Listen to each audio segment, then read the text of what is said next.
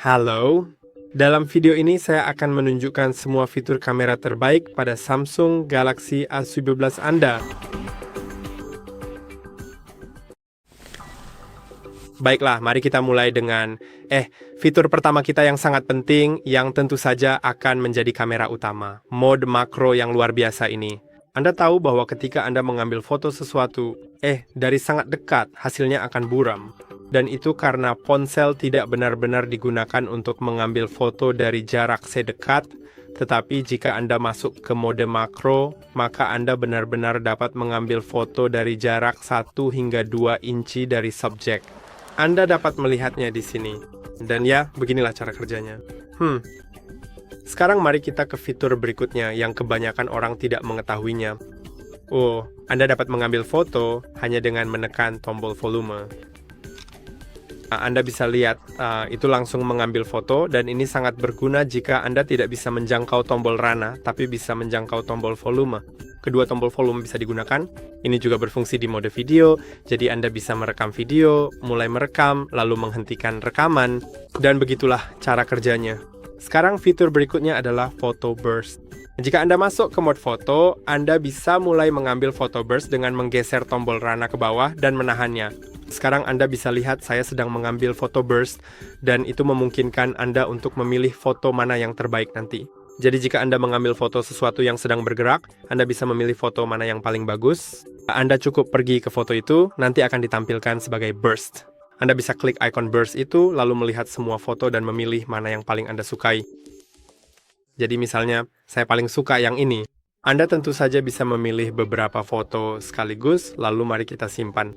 Saya bisa menghapus semua foto yang tidak dipilih dan klik simpan, dan begitulah caranya.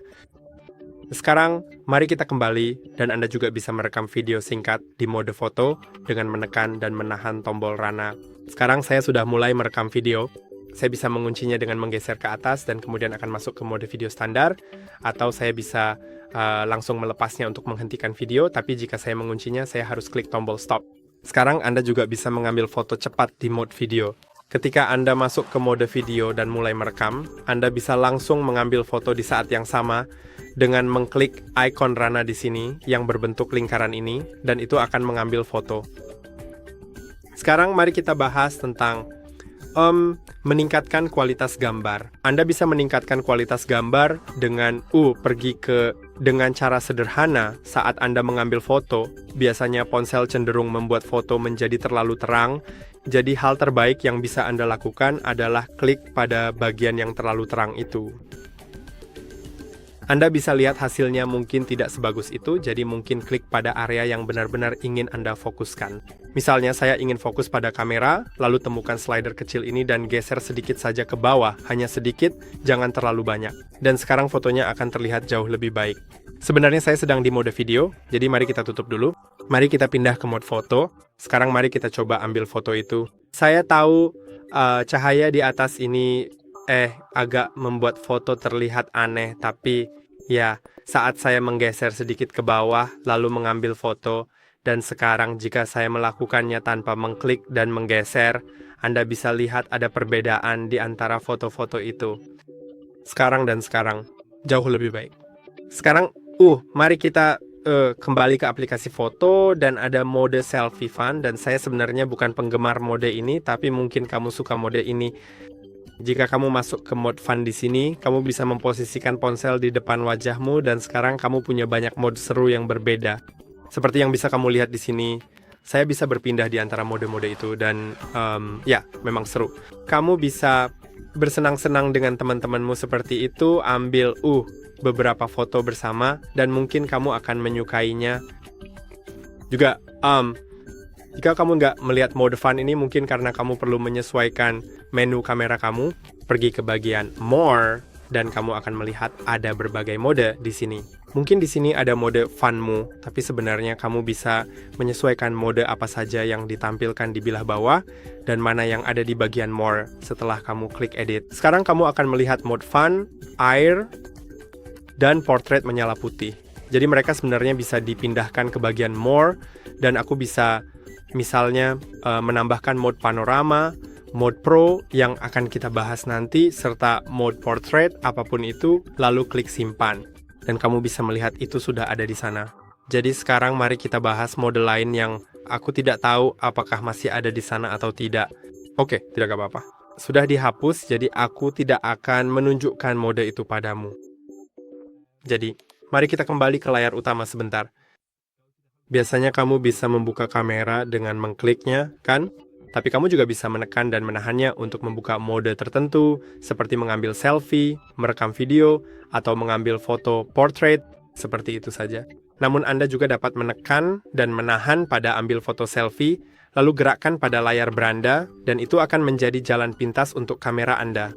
Jadi Anda bisa lihat, kalau biasanya saya buka kamera dan ada di belakang, di kamera belakang, kalau saya pilih ambil swafoto, maka akan terbuka di kamera swafoto. Dan sekarang juga ada hal lain yang ada di sini.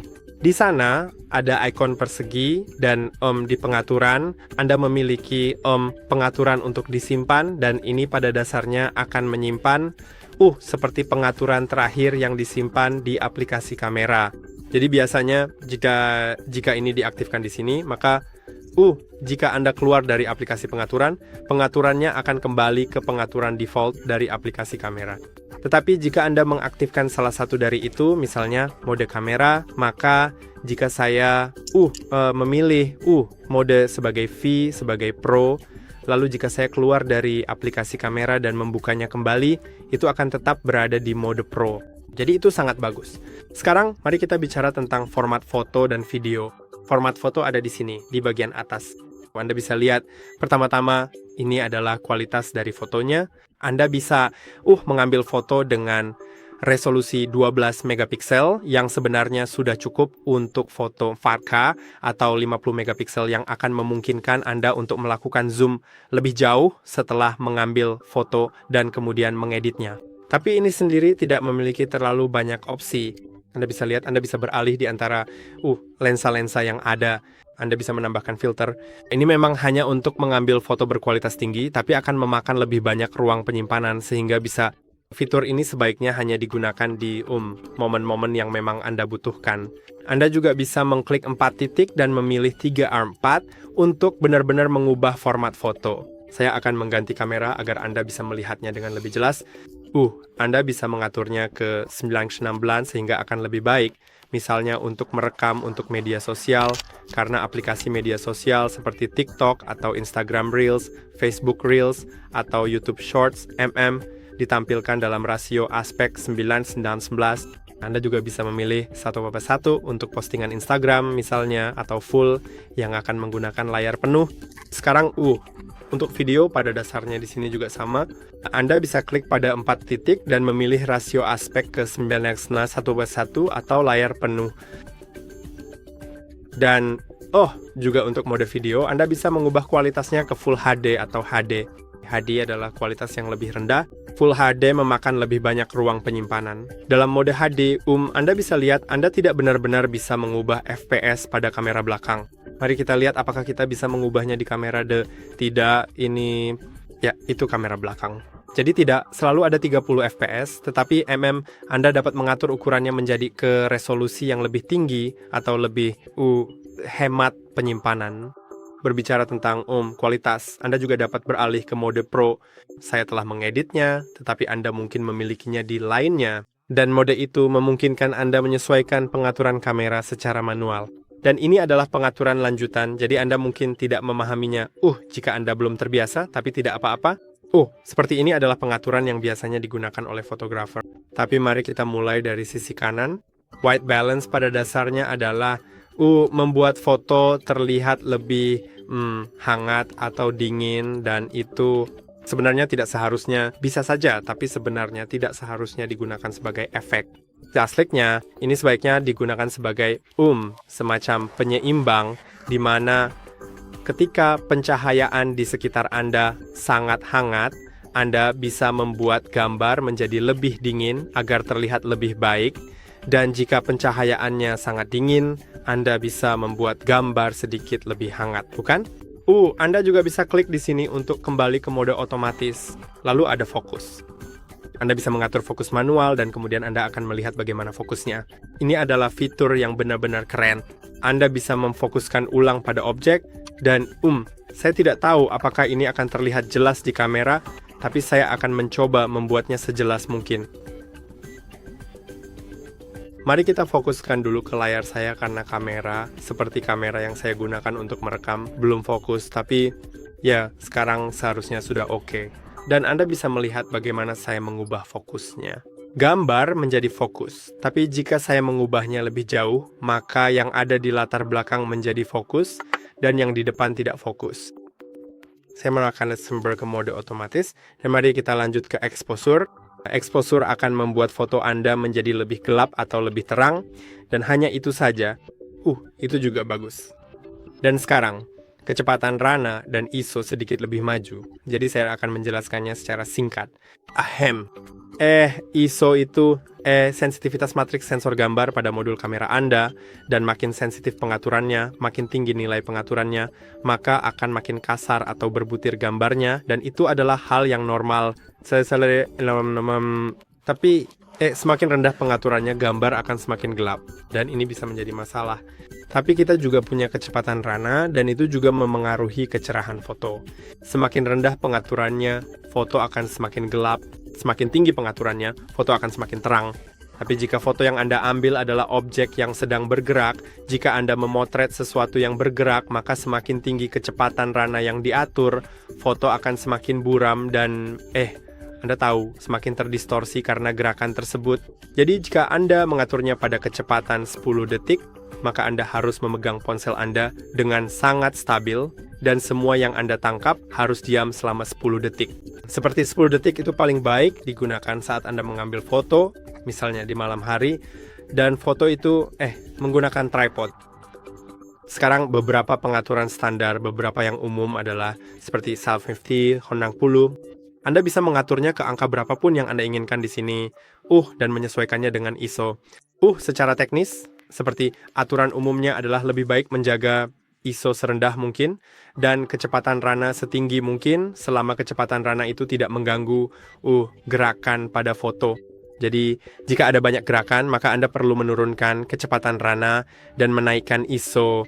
Tapi sebisa mungkin, jaga ISO serendah mungkin, dan kecepatan Rana setinggi mungkin. Ini adalah aturan teknis dalam melakukannya. Tapi tentu saja Anda tidak harus menggunakan mode itu. Itu cukup rumit. Tapi silakan saja bereksperimen dan pelajari lebih lanjut.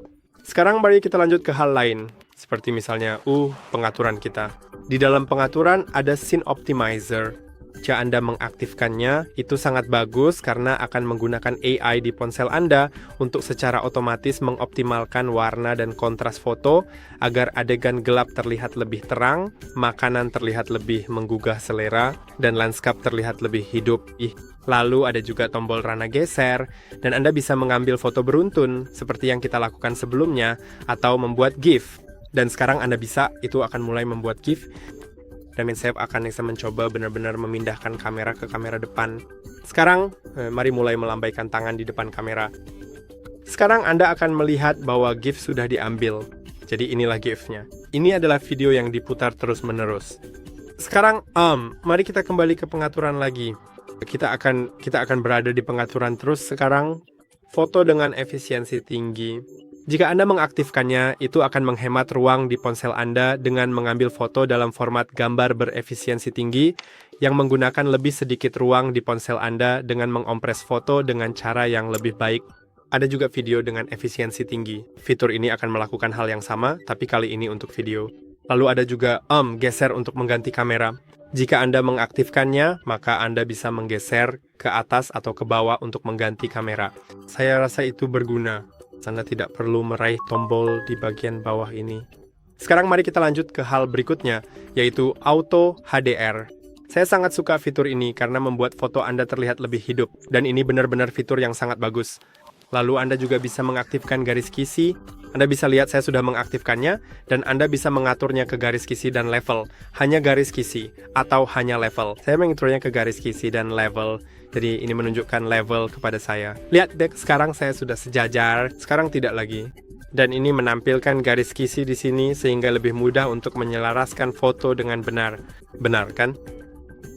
Sekarang mari kita lanjut ke bagian berikutnya, yaitu mengaktifkan tag lokasi Anda. Jika Anda kembali ke pengaturan, Anda bisa menemukan tag lokasi. Dan ketika fitur ini diaktifkan, Anda akan bisa melihat di mana foto-foto tersebut diambil.